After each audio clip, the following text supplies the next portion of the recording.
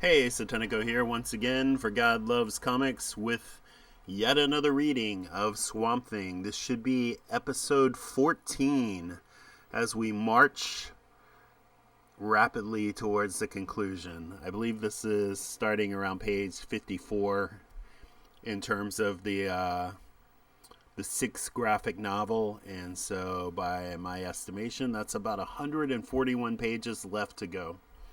So we'll see if we can grind through a few here, and hopefully you enjoy it as much as I have been enjoying reading them. And let's go. This is issue number 59, and as you can see, it looks like Frankenstein there, holding a Cupid doll with Abigail Cable's face on it, saying "Monster Lover." So that's a piece from the newspaper. And this cover is by John Totleben, who hasn't been doing the interior art, and Bill Sienkiewicz from 1986. And then, as you can see, the interior is Steve Bissette, Alan Moore, Rick Veitch, and Alfredo Alcala once again.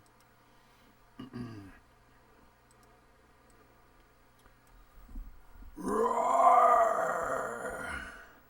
The game has gone on without pause for over 2 years.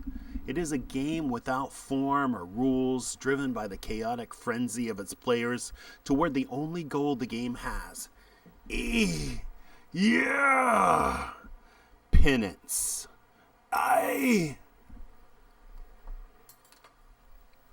Looks like we are back in hell after a once relatively fun couple of episodes prior. There's like a goalpost here with someone hanging from the goalpost.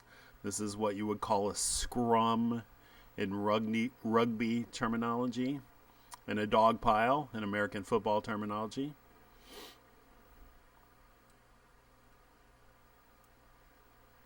Penance without redemption, agony without end. Ugh! And then he blows the whistle, which is someone's head. Halftime!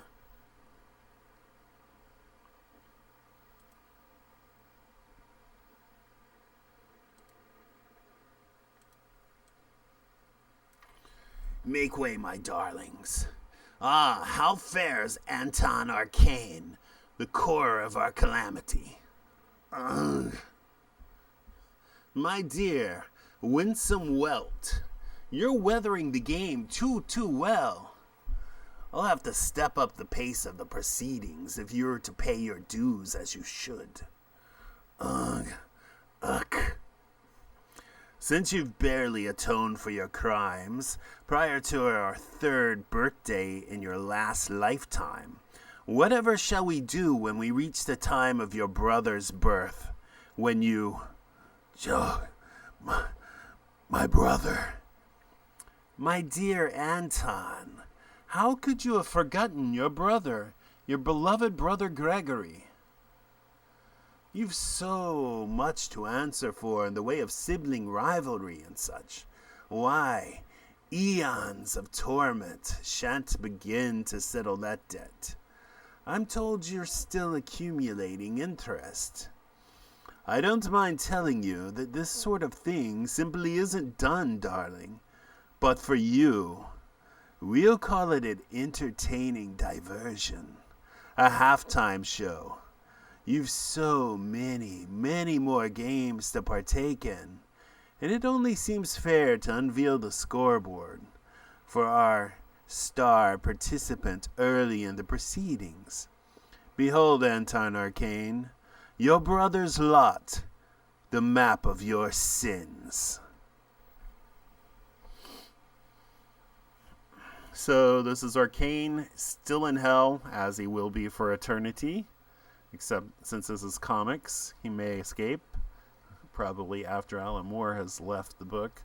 You see worms or maggots coming out of his eyes, playing a game with his head, of course. And what's interesting here is he said, since you've barely atoned for your crimes prior to your third birthday in your last lifetime. So This has been years of torment, and they haven't even reached his third birthday, and then they're saying it will take eons just to atone for the crimes against his brother, plus the interest he has accrued. And if you remember from the prior episode, from much earlier, when Swamp Thing actually went to hell along with the Spectre and Dead Man, Etrigan the Demon, so on and so forth, I think they did encounter Arcane, and all Arcane wanted to know is how many years he had been in hell. And someone, I forget who, told him years. It's only been hours or days, something like that. And that just amplified his suffering, because it tells you how horrible it is that you would think that it's been years and years of suffering, and it only been hours. And of course, it's for all eternity. I don't believe Alan Moore believes in hell, but he creates an incredibly horrifying fictional hell. His name is Name. I have a name? His name is Gregory R. No, don't speak it. I don't think it. His name is Gregory, and he sits reading to his beloved daughter, and all is right with his world. But my eye, it feels so strange, and my knees. All is right. My eye, it feels with his world, and he is reading to his beloved daughter, Abigail. Loose. It feels loose. I can't read with it. It hurts.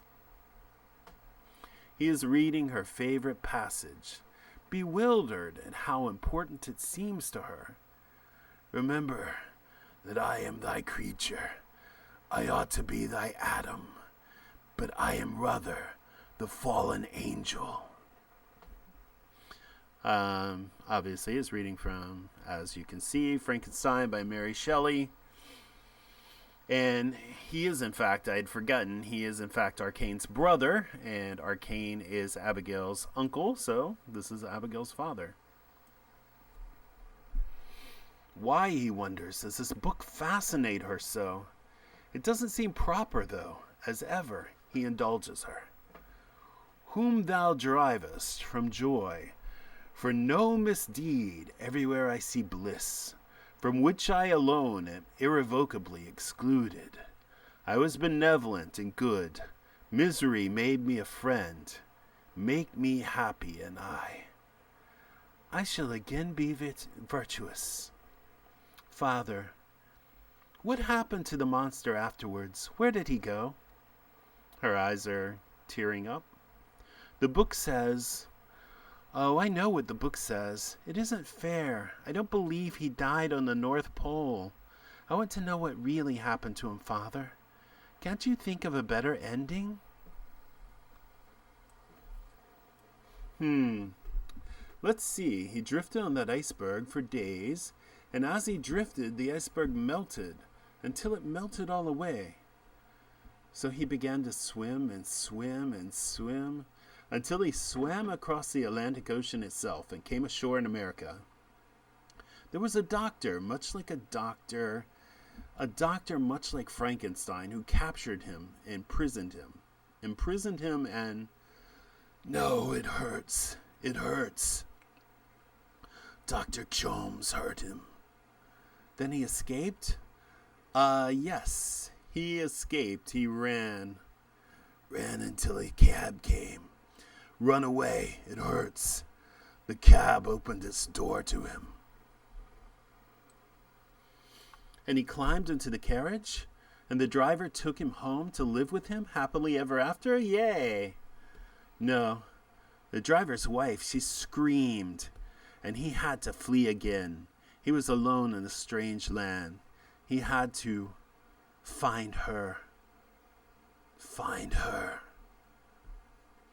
But he didn't know where she was, where he was. He'd last seen her with the green man. Green man? What are you talking about, Father?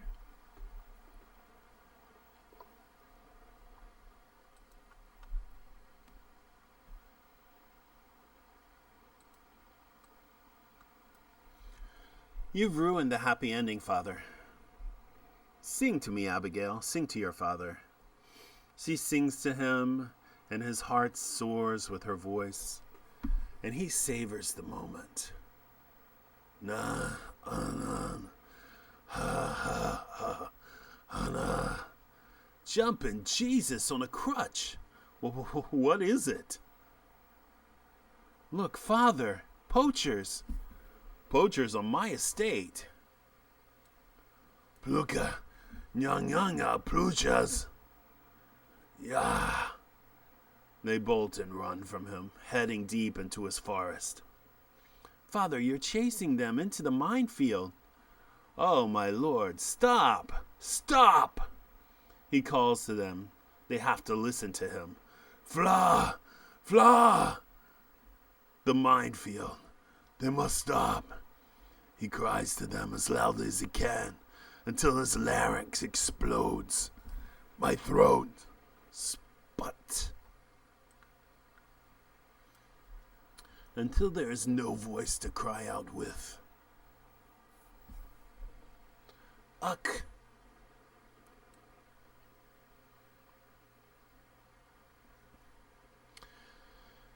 Reunion. And this is written by Steve Bissette. Okay, no wonder his name was credited above Alan Moore's. Steve Bissette is the writer. Rick Veitch and Alfredo Akela are the artist. And this is from a plot by Bissette, Totleben, Alan Moore, and Rick Veitch. So that's very interesting. I do believe I read something as well that Alan Moore was actually, I think it was in one of Bissette's intros, that Alan Moore was actually, by these later issues, facing sort of a crushing burden of writing this series as well as Watchmen at the same time. But I may be wrong about that. I'm not sure about the exact timing. Of course, this was 1986, and I believe Watchmen came out in 86, or was it late 85? I'm not positive. I'm really terrible with time. But either way, I think it correlates somewhat and might make sense of why Bissette took over as a writer here. Or simply just had a really good story to tell. And but it was all co-plotted by the entire art team and Alan Moore.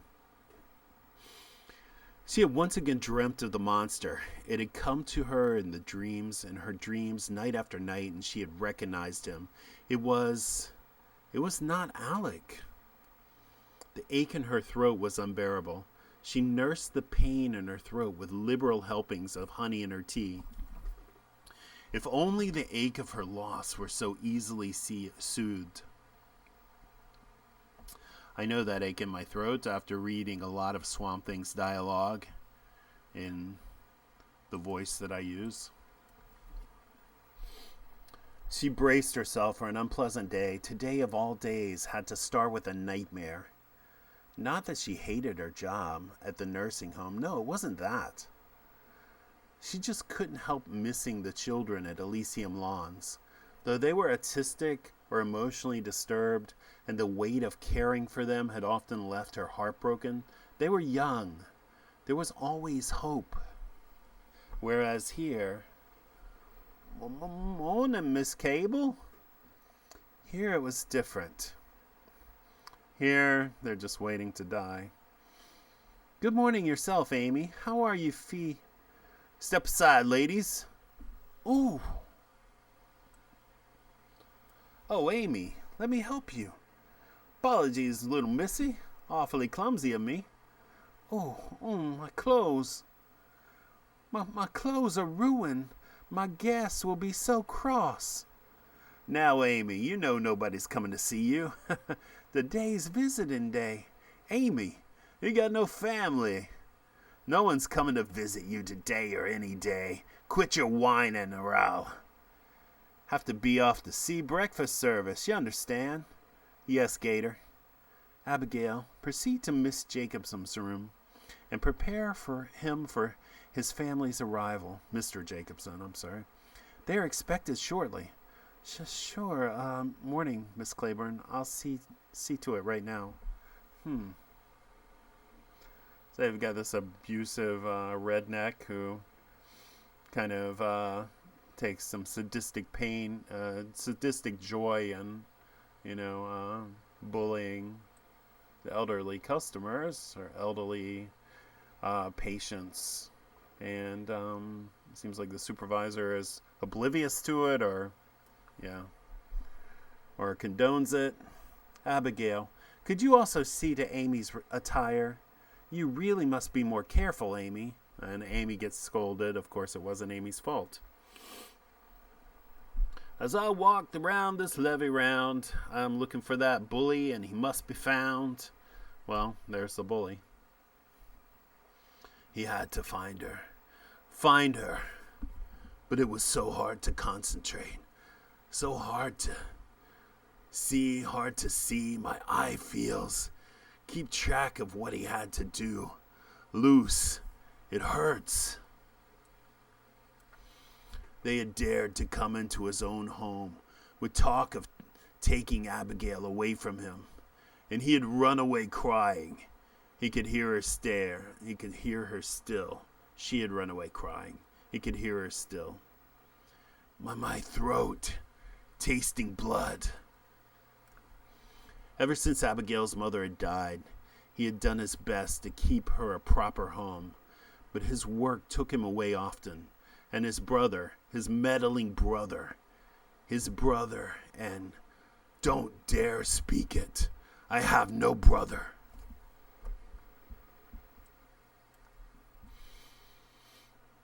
Had often made an issue of it. Too often the authorities had come, and there had been harsh words. Blood in my throat. And Abigail ran crying. He must find her. Sob. Oh, Abigail. She must be.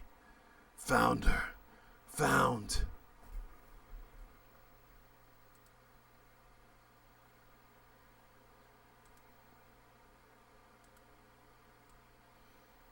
My daughter. Yeah, come in. Abby, I've just finished repairing Miss Claiborne's watch, and I am all ready to see my family. Well, almost ready. I can see you've had breakfast this morning. You're still wearing some of it. Town clock. Ach, you fuss so if my daughter fuss so.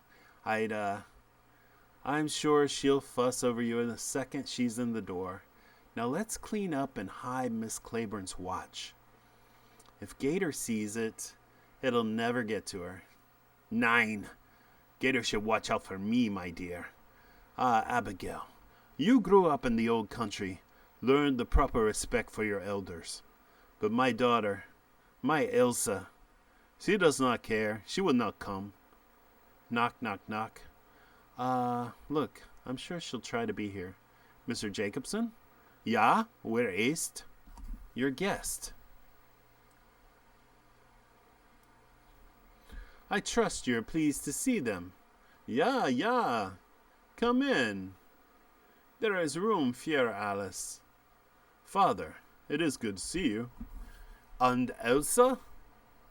Has she come? Nein. Elsa kommt nicht. Abigail, we should leave Mr. Jacobson and his family alone during their visit. Wouldn't you agree? Sure. Bye, folks. She thinks of the hurt in his face, the tension between them, and wishes she hadn't left him alone with him. She thinks that if he were her father, she can't. He's gone.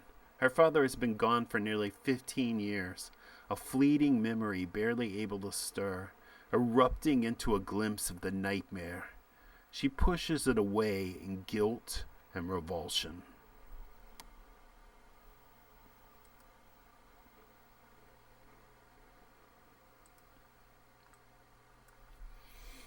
He holds it tenderly, never letting go. My little Abby, I've hurt you somehow. She pushes the thought down, only to have it slip from her mercurial and elusive, suddenly crystallizing into that which she recognized it was. Never letting go, or he'll lose her. Daddy. I've heard her. Must help her, save her before. If he lets go, the green man will take her away. Take her away to safety before she falls. The green man, he took her away to safety. My Abby is safe. The green man. Alec. Abby, are you all right? Abigail, what have I done to you? I'm all right. Really, I am. Take it slow, Abigail. Do you think you can make it downstairs? I think so, yeah. I'll be fine. Oh. I'll be down momentarily to brew you some tea. Careful now. For a moment, she thought he was in the swamps. She was in the swamps. She could smell the dank blend of airborne pollen and stagnant water, hear the high-pitched song of the cicada, and then she was back here. Here, where it smells of dust and age, tinged with the stink of perspiration and unwashed bedpans. Here, amidst the murmuring sounds of lost memories and vacant echoes. There is nothing here for her. She aches for the solace of the swamps. Alec and the swamps. Gator. I found her like this. Must have had a stroke. I was just checking her pulse. Look, she's a goner, baby. I gotta go call an ambulance. You fetch Missy Claiborne. Would you, Lordy? Just about everything that could go wrong this day.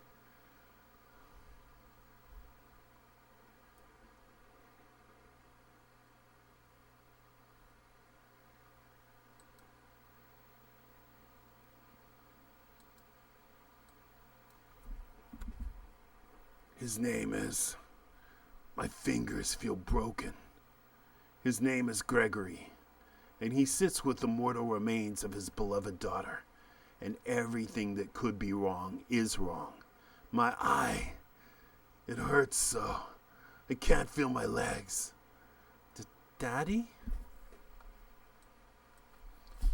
He had once spoken to her, standing before the fireplace, in their home, her angelic face innocently accepting his every word as truth. I lied to her, and I've killed her. He had said, may you never know sorrow, little one, and may your heart always be as full as it is today. Daddy, you're crying, Daddy. Why are you crying, Daddy?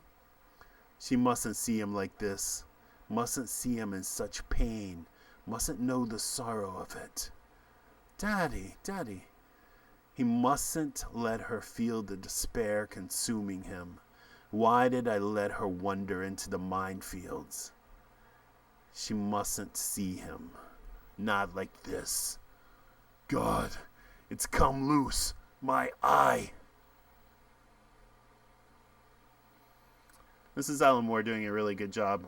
This is Steve Bissette doing a really good job of, showing that Frankenstein, he doesn't just wander around like some pieced together superhero. He's like in a constant pain. Everything's in pain because everything is like pieced together from some other human beings. And so his fingers feel broken. His eye is aching and then falls out of his skull. I mean, everything is sewn together, patched together, pieced together, ill-fitting parts, and so it's just a constant horrible pain and ache and struggle.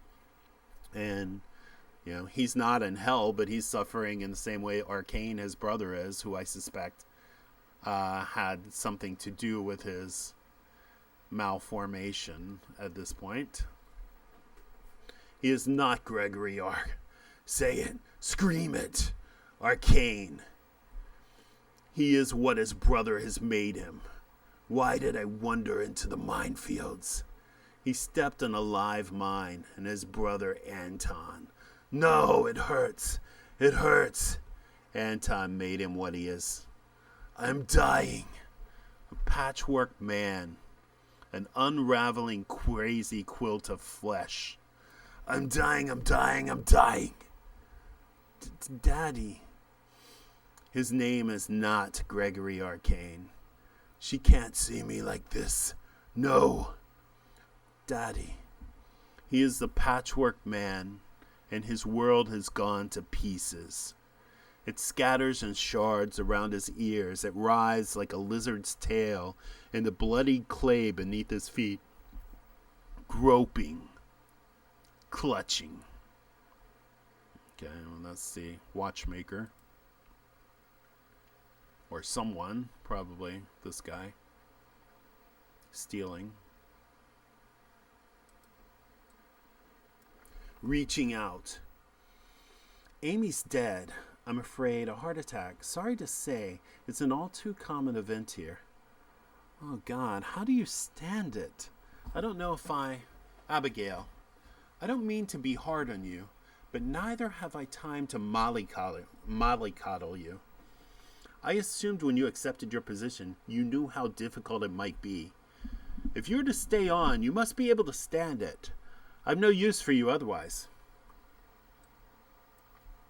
You don't seem to like the patients, as if it were their fault they are old and need attention. It's easy to get along with the likes of Town Clock, but that isn't enough.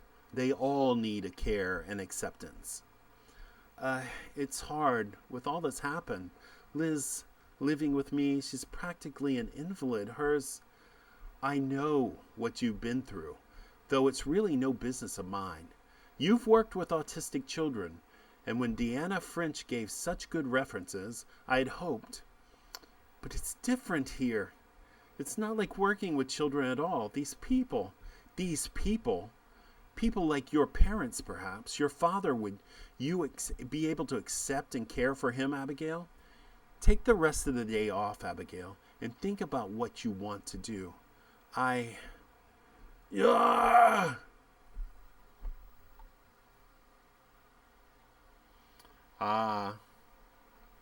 This is Gator trying to steal watches, and this is whatever they call him, Town Clock, pulling the cane, pulling the drawer shut with his cane and smashing his hand. So Town Clock is like one of those very functional old people whose mind is really sharp still, spends all of his time working on watches, and so many of the other people are much more infirm and troubled. Yeah, let me go, you old son of a... Was willst du denn, Herr? Got mit your hand in the cookie jar, Gator. Let me go. Town Clock. The old coot had it coming. Hit me with his damn kraut stick. You were after Amy's ring this morning, and do you want Miss Claiborne's watch? I caught them, Fräulein, stealing from me. Shut up, you bitch. You just keep it shut. Gotta get something more than the crap pay we get for shuffling these stiffs around. So I's take it. So shut up. Supposing I tell everybody just who you are, pervert. Making it with the Bigfoot and the bayou. Whore of the beast. Swamp slut. You hear me? We hear you, Gator. I hired Abigail knowing exactly who she was, what she'd done. Who are you to speak ill of her deeds? The paramedics are with poor Amy now. They tell me her fingers were broken after she had succumbed to a stroke. What did you take from her, Gator? Broke her fingers? God, no. Town Clock walks her to her car, soothing her as best he can. His voice, his touch, the words of comfort. She cannot help but think of how her father used to comfort her in the same manner. He tells her his grandson finds her attractive, and if he were a young man himself, somehow coming from Town Clock, it makes things worse. Yeah, indeed. And this is all pretty heavy-handed. and it kind of lacks a little bit of the poetry that Alan Moore's been infusing in his dialogue. It's kind of hard to believe that this guy Gator would still be in this job however long he's been in the job, and can get away with breaking the fingers and stealing and almost, knocking over this old man, almost hurting him, but maybe it's just indicative of how hard it is to find good help. This woman seems to be stern and relatively sincere, but she allows it to continue on, so it's very strange. Meanwhile, she's concerned that Abigail's not caring enough, so that doesn't quite make sense.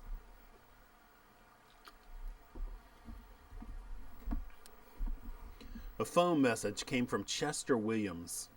She hadn't seen him since the funeral. She would call him as soon as she got home, then she would fix her dinner for Liz. She hadn't decided whether living with Liz was better than living alone. The woman remained utterly helpless. After she fed Liz, she would go out to the swamps. She lay next to a mockery of rags and paper, and for the first time she saw it for what it was. If only she could laugh. He is the patchwork man. He is dying. He is coming apart. She no longer called out to him, which was good. He didn't want her to see him like this. He didn't want to be a burden to her.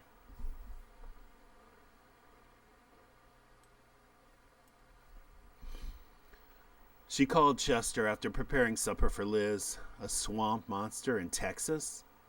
About 25 miles over the border in the bayous.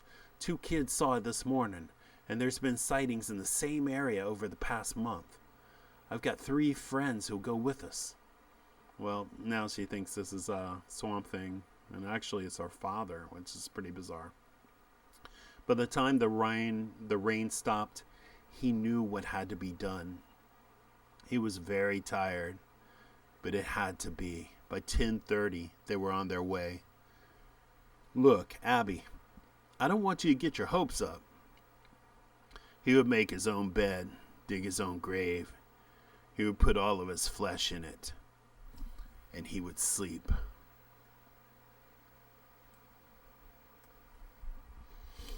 Hey, you sure this is it? Maybe we should go talk to those 2 kids and make sure. Maybe even show us themselves. Abby, it's 2:30 in the morning. You can't go waking people up like this sort of thing. But look, shouldn't we be sure? What if it is Alex? Cool your jets. Look, it may not be Alec. It probably isn't. Let's split up and cover as much ground as we can. Mark your paths. Meet back here in 2 hours max. Man, I don't feel good about this. She's a little too intense. She can take care of herself. I sort of wish I'd never called her. Just thought. So I just let her run off into the swamp by herself, okay? It isn't a proper bed. Really, but it will do. So tired. My eye. So sore. His hand is little more than a spade of flesh. His knees worn raw. His joints splinter with every motion. Soon to rest. To sleep. Dare he lift his beloved little girl in his arms. A bone from his forearm dangles by the string of muscle, and carry her to bed. She says her prayers, asking God to bless even Uncle Anton. Where are you, Anton? Put me back. Before he lay under the covers, together, and she kisses his cheek, my pitted cheek, and asks for a lullaby. Will you sing to me, Daddy?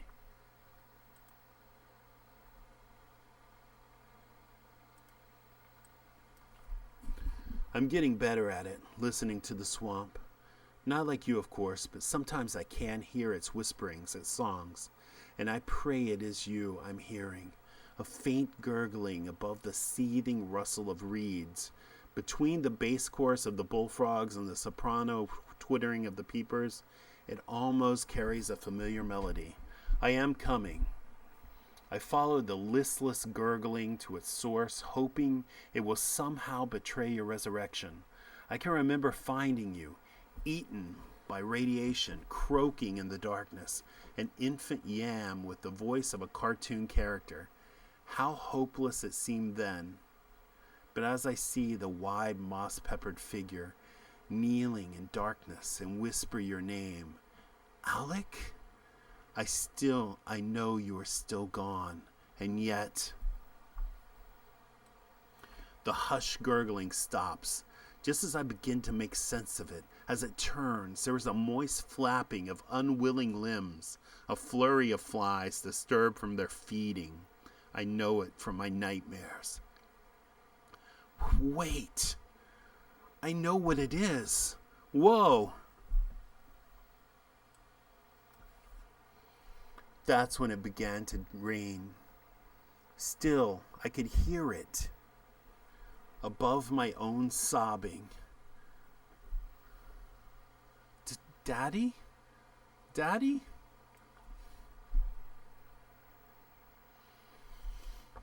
I guess this panel is symbolic of Swamp Thing rescuing Abby, sort of from the pain and sadness that she felt from what happened to her father, I suppose. I am Gregory. Run away. He's dying. Oh God, it can't be. My Abby.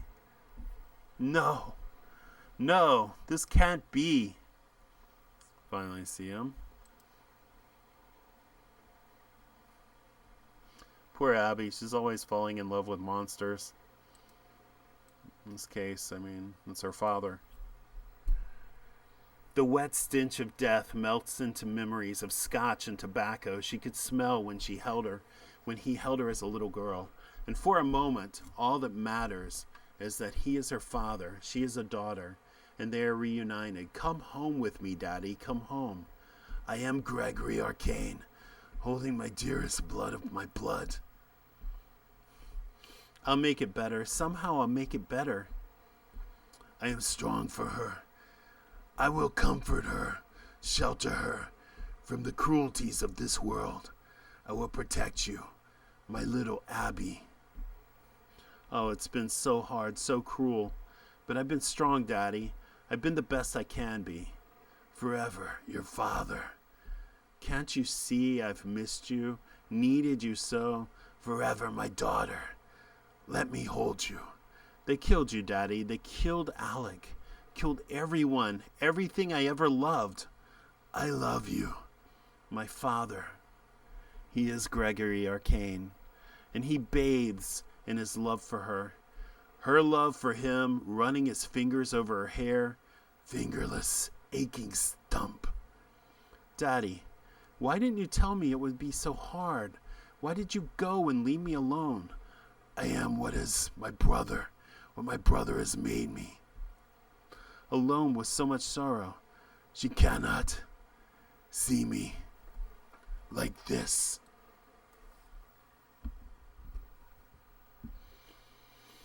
She kneels in the torrential rains, reeling before, crying out and following him. She glimpses his leg give way in a fleeting glimpse of a spindly figure, its head impossibly akimbo, before losing him in the downpour. Then it began to hail. Chester Williams and friends waited at the car until dawn, then set out in search for Abby. The rains and pounding hail made following her trail incredibly difficult, but eventually it became all too apparent. Accompanied by distant lullaby, they moved toward its mournful tune of love lost, a final childlike song of endless sleep.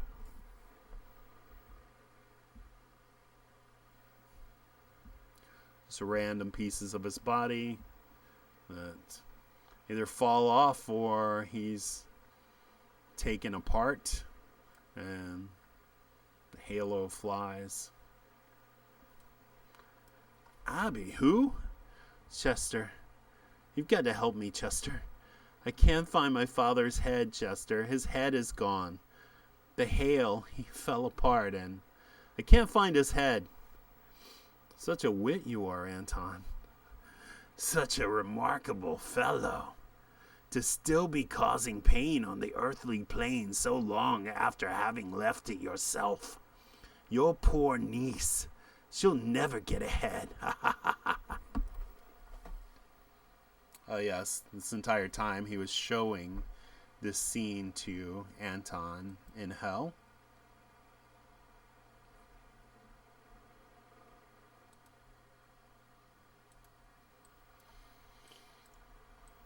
Get it? Ahead?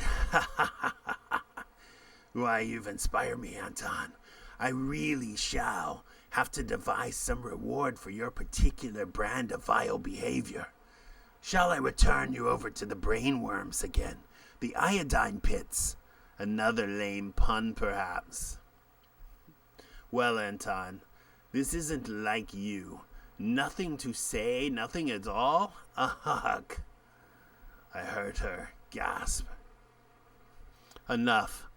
There is no triumph in this moment for you, Arcane. Laugh if you can. Ha ha ha ha. Let an ocean of demons engulf you. Let the games commence. Crunch. Ha ha. Incredible.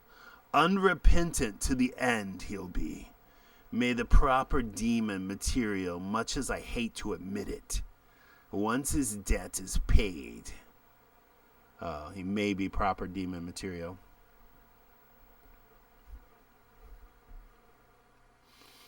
He was soon borne away by the waves and lost in the darkness and the distance. Mary Shelley, Frankenstein. Next, Loving the Alien, which I believe is another Bowie song, but I'm not sure. Anyway, that was my least favorite story that I've read so far. There were a couple of heavy-handed issues way back, and some darker issues, but this one, for some reason, I had trouble reading it, and I feel like it was Steve Bissette just doing his damnedest to live up to Alan Moore's style. And Steve Bissette is a fine writer in his own right, creating his own series, Tyrant. I'm sure he's written a lot of other stuff, and obviously is a really superb artist, but it just didn't match the poetry of Moore, and so it didn't flow very well, and so it's actually very difficult to read. I didn't like the, even though Alan Moore does this technique quite often, bouncing back and forth between characters, from one phrase to the next, I really didn't like that. It didn't have the same flow, didn't have the same feel. Now, maybe there's a placebo effect in which I know that Bissette wrote the dialogue, and so I felt that way, but yeah, that wasn't, I didn't enjoy that so much, and it was potentially beautiful the way it could have been plotted out in the tragedy of Frankenstein, but I don't think it worked very, very well, and some of the other elements were very heavy-handed. And so you can see that Bissette brought things back to Earth for Abigail, but Rick Veitch, I believe, is back. Maybe not. This is Alan Moore and John Totleben. But Rick Veitch prefers things in the science fiction realm, so that's where Alan Moore wanted to go with this for Veitch's sake.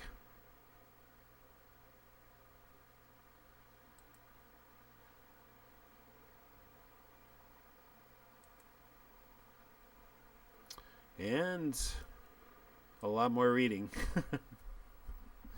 Quiet, my small, still your tongue. Space is all. Space is cold, you are warm. You are young, space is old. Sleep and form, sleep and form. See, that definitely flows a lot better, even if it is a lyric. No? Still awake then?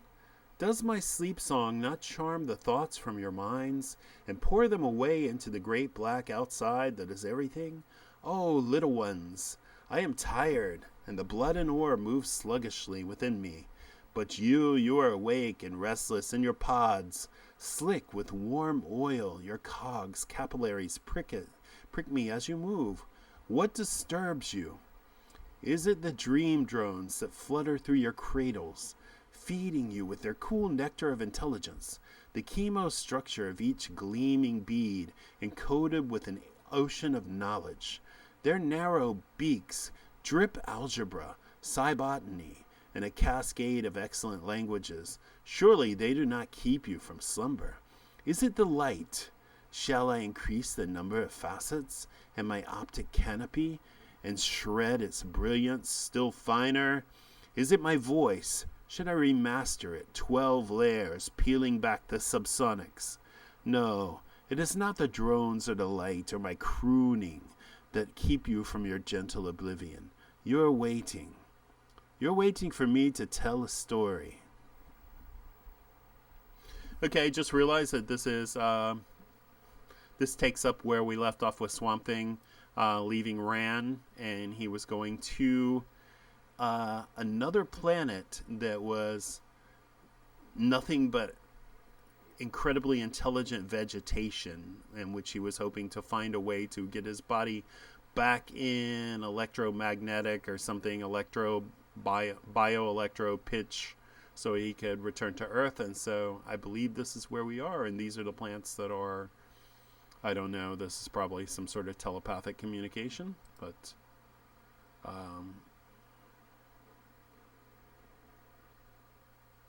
typical Alan Moore fashion, he's created this incredibly believable sort of sense that these are plants, this is what intelligent plant life would sound like. And there's so the outline of Swamp Thing. Of the seed that came across the great black outside, that is everything issue of no loins save the cosmos, and of the ghost that swam through the clockwork and was raped by an island. Very well, I should tell you. I shall show you. See, pulses of sharpened light stream down my fibers to your sleepless lens, piecing together a photoelectric jigsaw, a phosphor dot mosaic of his divine countenance, that we shall worship and adore till all the suns are cinders.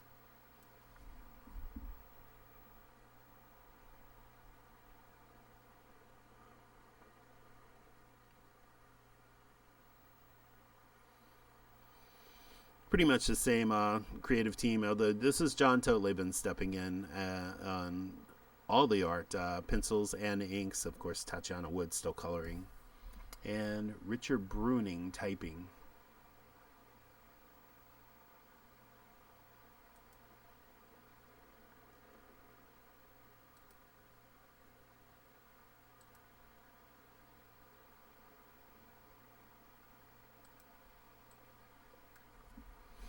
My story began when the stars were 1/10 of a turn from the current location, and that is a considerable while.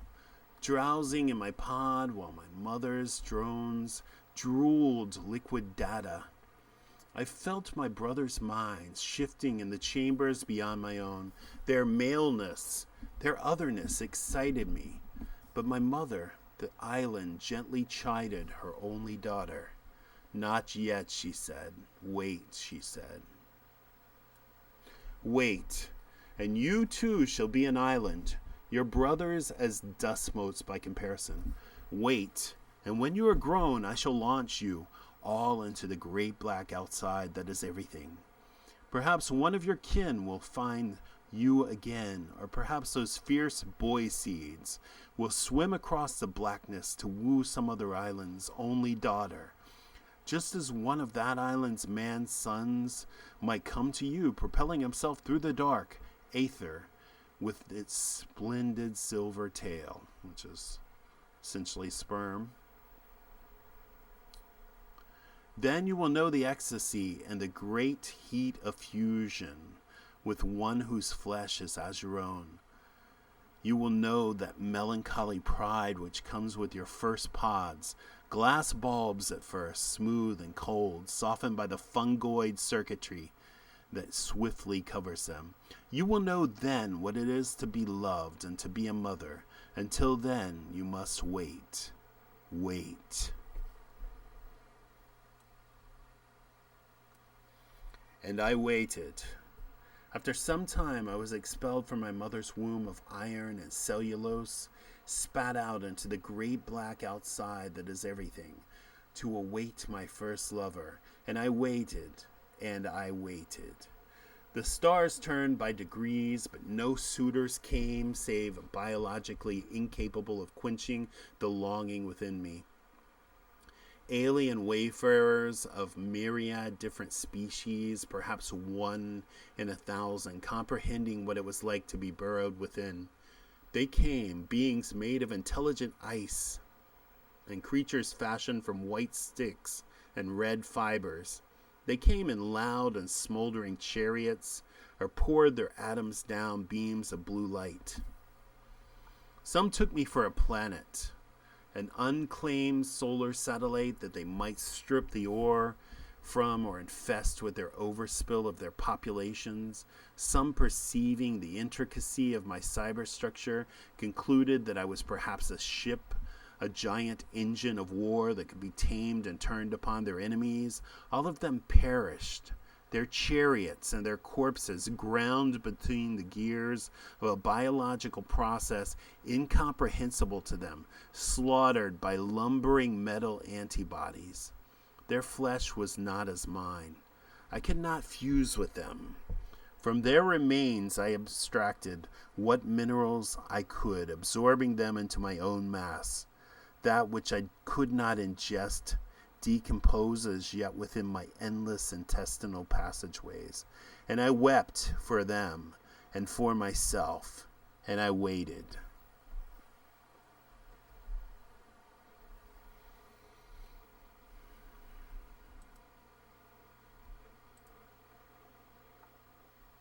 Well, also some very abstract art here.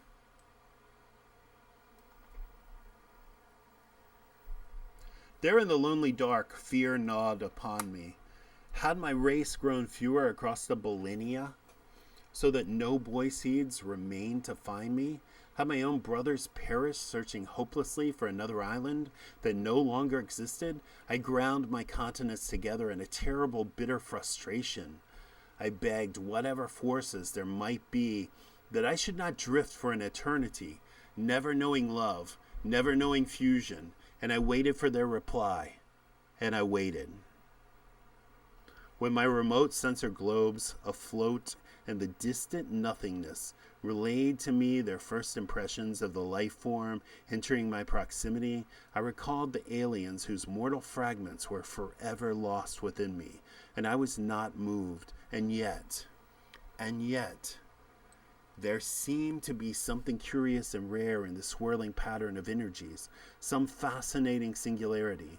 Visually, no physical form could be perceived, no roaring alien craft approaching, and yet my needles danced and trembled in their dials as they recorded each pulse, each fierce surge of its extraordinary vitality. A blazing star that burned on no visible spectrum, it swam towards me across the great black outside that is everything. Upon my hide 100 geysers were silenced, and 1,000 streams ran dry as I held my breath.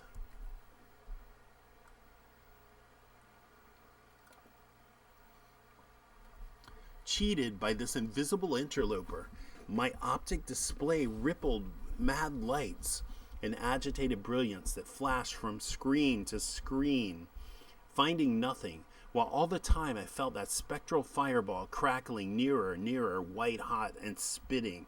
At the moment of impact, a shock wave of foreign sounds and images rang through my being. In that startling, concussive instant, I caught the briefest mental glimpse of the invader. It was symmetrical. Its optic canopies, 2 burning wounds in the darkness of their surround. Beneath that, its features were the jumble of indecipherable organs and components for which I had no name. And yet those eyes transfixed me, skewered me with their intensity, their great passion. The vision faded almost before it had formed, the intelligence behind it, entering the root clusters and cogs, deep cables of my substance like grounded lightning, almost subliminally. I noted that there was a fold in the fabric of time at this juncture, and knew that some point in my future would find me performing a chronofracture, but this minor revelation was driven from my mind as my probes grasped blindly for some tangible evidence of the intruder. There was none. The intruder possessed no body. He was a ghost that swam through the clockwork.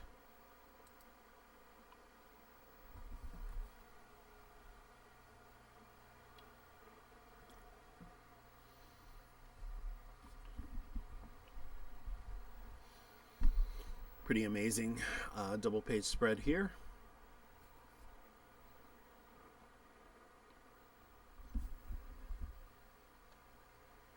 This text is small, so we need to enlarge it. Confused, grasping at the quicksilver intelligence with a clumsy fist of neural receptors, I felt again the cold splash of an alien consciousness as its surface thoughts and buried memories washed over me. Buried deeper were darker countenances that had only phobic associations, a half-arachnid form, its one eye filled with depravity, a snarling feral organism emerging from the skin of another female, a pale and bloodless infant, feeding upon its own mother, while an aquatic monstrosity looks on hungrily. The faces merged, flowing hypnotically, and when I felt the first twitchings of physical activity within me, I scarcely recognized them. My cables, unbidden, knotted themselves into tendons. My cybernetic mosses wrested from my control, molded themselves into a strange and glittering medium that was not unlike flesh. The ghost was growing a body, a sentient tumor from the substance of my own. 9 of my 12 vocal strata rose to the ultrasonic that I began to scream. And the ghost screamed with me from the panic and disorientation that clattered in his mind. It was evident that the form he found himself incarnated within was no shape that he had ever anticipated or conceived of. The slatted vents of my photosynthetic reactors cast rolling hyphens of colored highlight across the glass exoskeleton blossoming from his shoulders. Charting a fluorescent map of the entity's brain, I saw creatures like my earlier vision of his insubstantial stranger, and yet not like him. They were made of red things, he of green. Foremost was a presence whose upper extremity was shrouded by a mass of white strands, experiencing a powerful erotic impulse, albeit vicariously. I wondered if this could be the female of the species. Glinted from the slowly rotating archworks of a nipple, sparkled upon the articulated hypodermics of his talons like the rapid-coded speech of signal lanterns. Fully formed now, he twisted and writhed in the striped light, a fabulous and agonized metal sculpture, suddenly made animate. He was beautiful. He was other. He was of my flesh. So, Swamp Thing has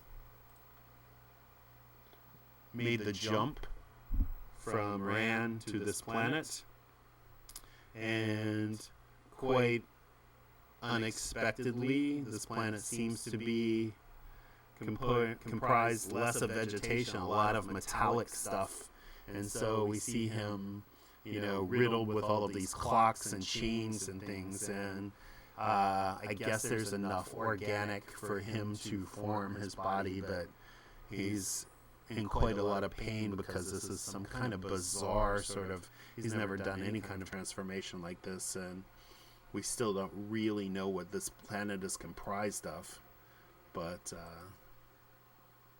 the whole thing is quite strange.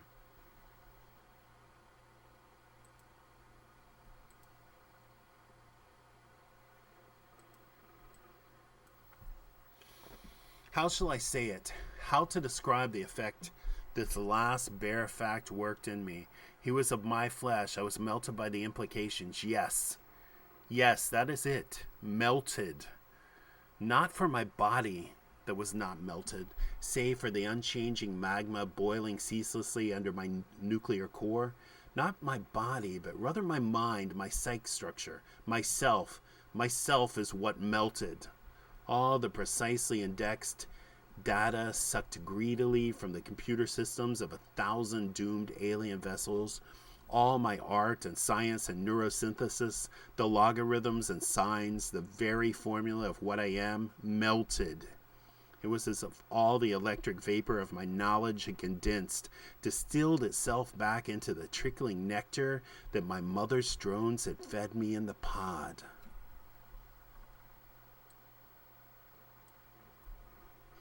In my rapture, all my numbers became liquid.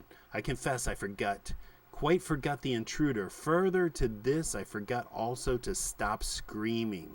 Confused and physically discomforted by my ultrasonics, he ran, lost within a brass honeycomb of service ducts, before I could recover myself. So this is him running, and it'd be interesting to know what Alan Moore was on when he wrote this issue. But he definitely wanted to experiment by this point, and had the freedom to do so, which is admirable at least.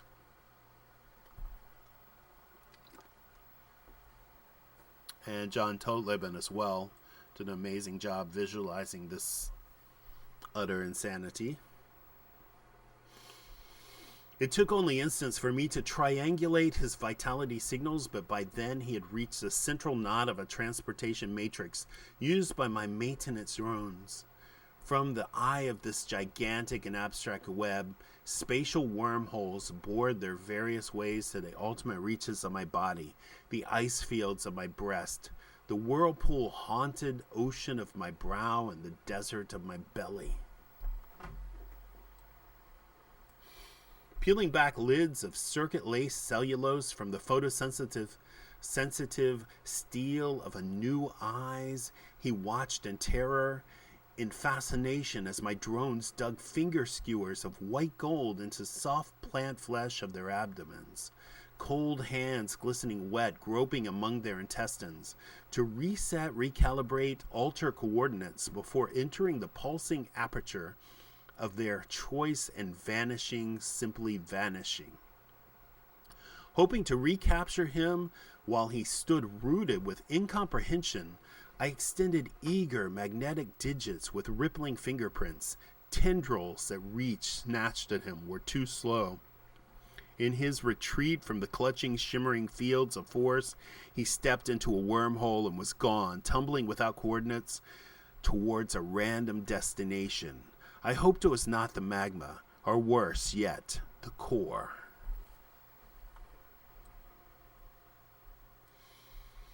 Scanning frantically, blinking eyes like huge frozen ponds, I located this point of exit from the Matrix. A service junction on my outermost rind, a false gravity zone. Upon emerging from the wormhole, he floundered helplessly, a strange chrome fish thrashing upon an asylum beachhead with no up, no down. Beneath him, above him, beside him, the aerial panorama of a cryptic mechapolis, tilted and spun, the green-tinted roofscape of my hydroponic complex straining the light of the distant suns into the flower beds below, where 10 roses with foil petals turned their iridescent petrol-colored heads following the light. The pulsating domes and miniature street illuminations of my drone cities were the automata paraded in purposeful silence. A lake of bright mercury in which the dark veins of an adjacent solar windmills hung reflected in still deep quicksilver, and rearing above, beneath, beside it all, the solemn ticking colossus of a time tower, registering the flux of gravity and regulating the subsequent distortions of regional time. Across the great pool of mercury, a skin parasite fluttered lazily, one stained glass wingtip idly slicing the lake's surface, yet leaving no scar in the heavy silver fluid, scenting the defenseless intruder adrift in his freefall bedlam. It glided towards him, whisker filaments twitching thirstily. He prepared to jump, to abandon his new flesh, his new world, to abandon me, to leave me alone again. I could not permit that. This is Swamp Thing. This is, these are butterfly wings, all kinds of abstractions, a camera lens. And now maybe there's the conflict in which Swamp Thing's trying to get the hell out of here because it's completely bizarre and he doesn't understand where he is. And this world, or whatever it is, said it was not a world, some kind of sentient creature, now is going to stop him from doing so. Or attempt to. It was narrowly timed. He had already given up his body, reassuming the untouchable mantle of his ghost form, and if my move were delayed by even an instant, his intelligence would be gone. Parsecs away in a single beat of my atom heart, I could not, would not lose him now. I performed a chronofracture. So a chronofracture is symbolized by all of these clock pieces, watch pieces, whatever they're called, and a giant zipper right down the middle, fracturing them, separating them.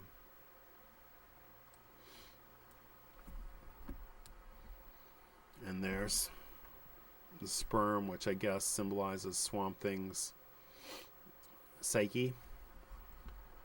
The time tower supplied all the data necessary to make the incision, the stress points and the chronic flux, the places where I could exert gentle pressure, carefully tearing through the skin of time so that I might surgically alter and reset its bones. As the time wound opened, even the intruder's ethereal form could not escape the howling draft of the tachyon wind, screaming through the aperture and out of that moment into another. It sucked him, shrieking, in its wake, out through the rent and into the flimsy curtain separating now from then. Before from after. Neatly tying those loose ends of self-fulfilling prophecy into the unfathomable knot of paradox, I deposited the intruder back at the point where I had noted the chronofracture earlier. Caught by surprise in an event loop, the staggered and barely conscious intelligence once more sizzled down through my stratosphere while bewildered lights danced across my displays, searching for an invisible form where there was none. Everything went as before. The shock of impact, the almost subliminal first glimpse of his features, and the eerie moment when he revealed himself as a phantom diving bodiless into the cold, oil-scented sea of clockwork, seeking refuge in a fresh-grown body. Everything went as before, except for the part I altered. Everything went as before, except that this time I was waiting for him. In the time towers, the needles convulsed once again as I performed the chronofracture, breaking the bones of time with exquisite care and subtlety. My cables, unbidden, knotted themselves into tendons just as before. My scintillating mosses became flesh just as before. After that, everything was different.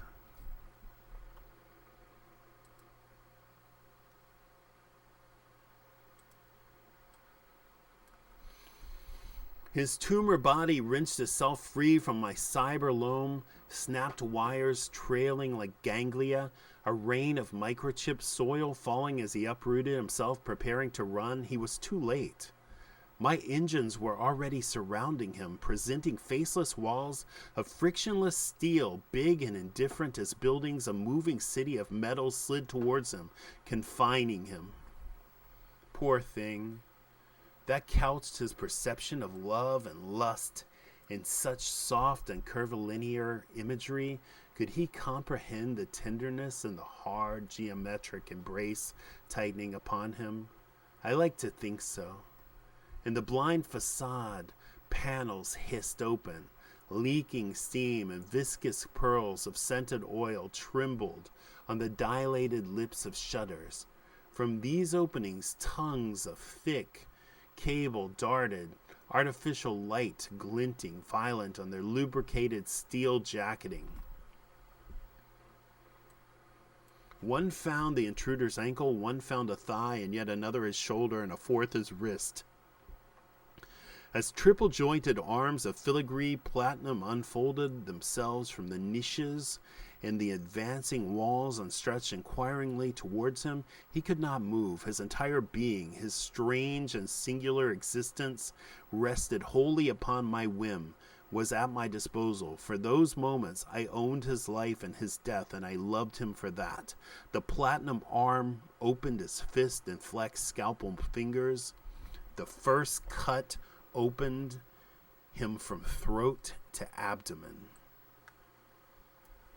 He began to gasp and shake. The cables that tied him from creaking from the strain. He tried to absent himself from that body, but the shield fields projected by my monolithic engines kept him caged there, unable to escape, unable to defend himself. How glorious he was as the pain grasped him by the base of the spine and shook him so that his upper body lashed back and forth in its bonds, the intoxicating courtship movements that my mother had described in my own father, who of course I had never known. Priceless fingers began to peel away the metal epidermis, pinning the gleaming flaps back with beads of solder, exposing the soft gray plant flesh beneath, small clamps tightening upon the lips of the wound.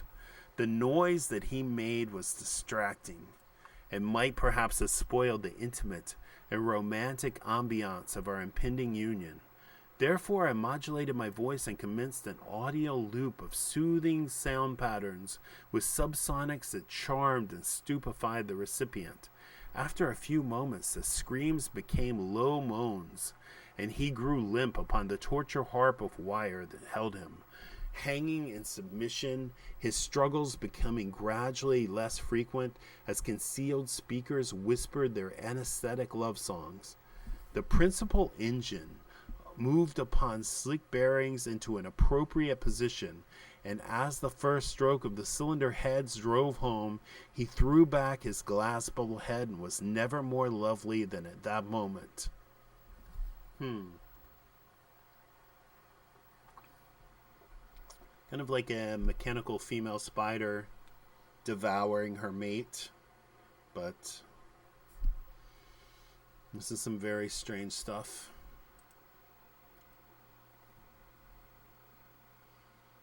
Thankfully, a page with less text. Still see the outline of Swamp Thing there against the pink background.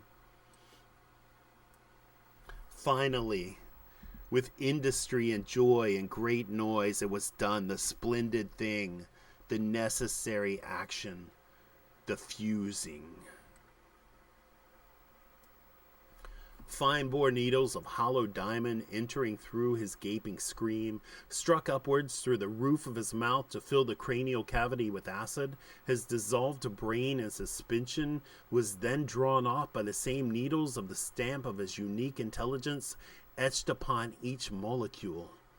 At the same time, my cold steel hands worked deep inside his chest, seeking those glands that would have become engorged with vital enzymes during his time of unrelenting pain and terror.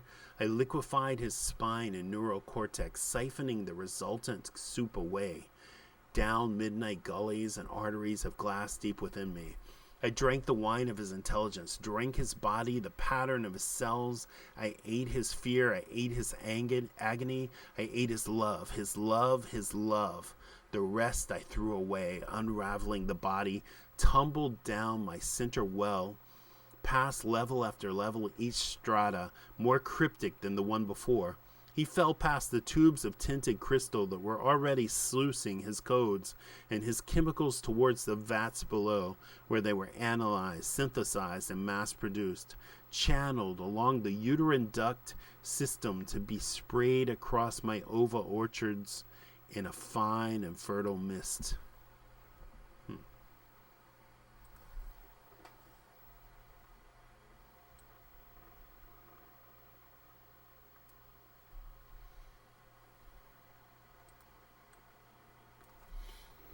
He fell past the great industries of my reproductive process, his corpse unwinding into an ungainly tangle of root and wire as his consciousness withdrew.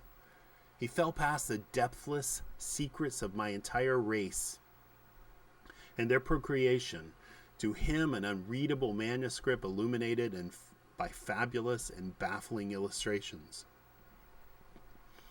In the hothouse of my womb, children were blossoming.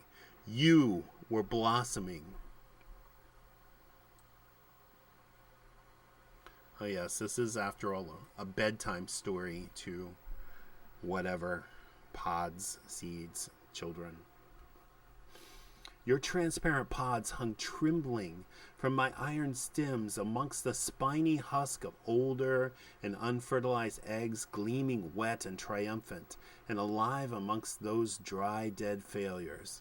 Some of the pods had rapidly acquired their fleur of circuitry, twittering drones already floating towards them with cheeks puffed out and mouths full of genius.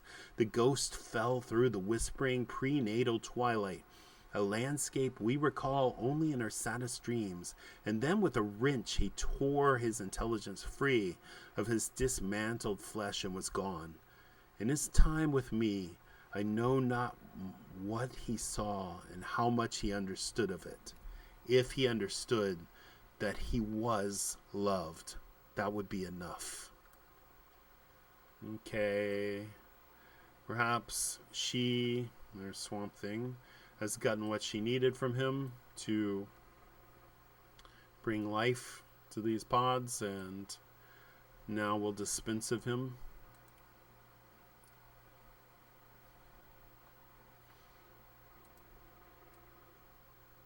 Either free him or assume that he's dead, one or the other. And yet, if he could have lingered, he could have looked beyond those chip-encrusted pod walls and seen you as I see you now. This cross-section image that coalesces from the phosphor dots, ricocheting amongst the lattice rods and cones of my retinal plate. If he could have seen you, the delicate mainsprings of your tiny spines, the infinitesimal cortical clockwork, if he could have seen you, would he have any facet of himself reflected? The darkness of your eyes, perhaps, so like his own. The curve of your shoulders, not yet born, already weary with the world. Would he have allowed himself to see these things, have confessed to the slightest inherited resemblance?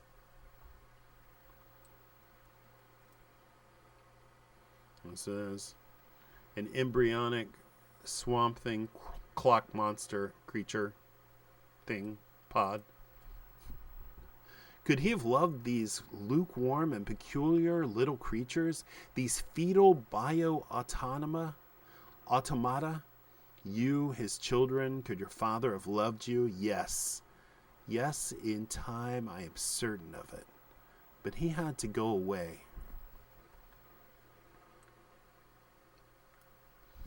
Away into the great black outside that is everything. Continuing with his interrupted, imponderable quest towards an unguessable destination. My surface lenses tracked the burning green scar of his disincarnate intelligence as it sparked up through the thin perfume of my atmosphere.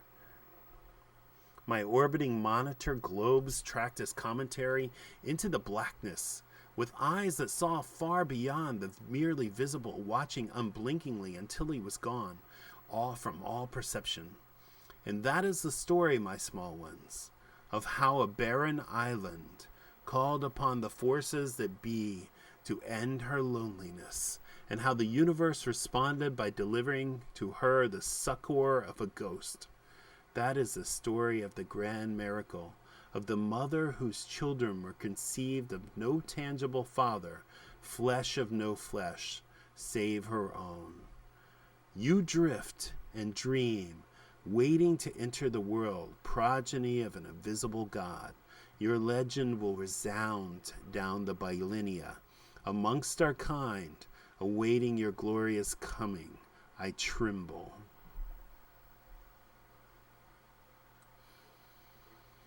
Soon you will be grown, ready to be flung out amongst the unfriendly stars, Already I feel the slow chain reaction escalating by degrees within my nuclear core.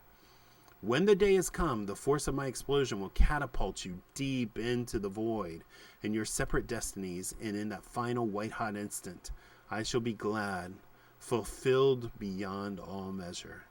I knew my fate from the first, my mother's fate before me, that fate sealed by my love. It is a universal truth known to the humblest protozoa. Sex is death. The two are ever intertwined.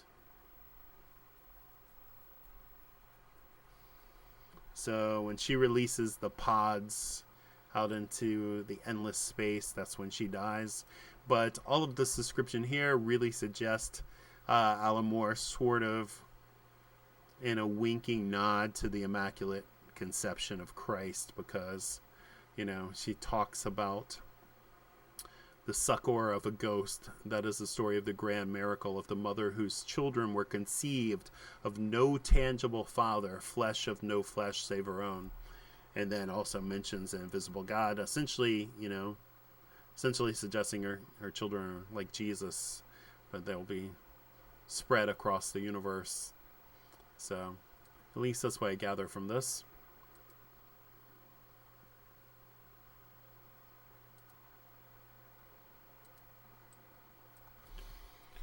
But you need not think of such things now. The fires of your nativity are still some years away, and for that time of gestation I shall be with you. The fires of your adolescence, though fiercer, are more distant still. Look at this structure. These are crazy. The future will take care of itself. For the present, your mother is old. Your mother is tired. Her rivers are barely strong enough to struggle downstream. She must rest now. Just rest. Quiet, my small.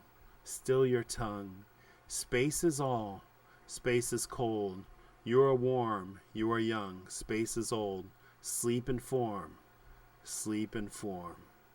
Next, all flesh is grass.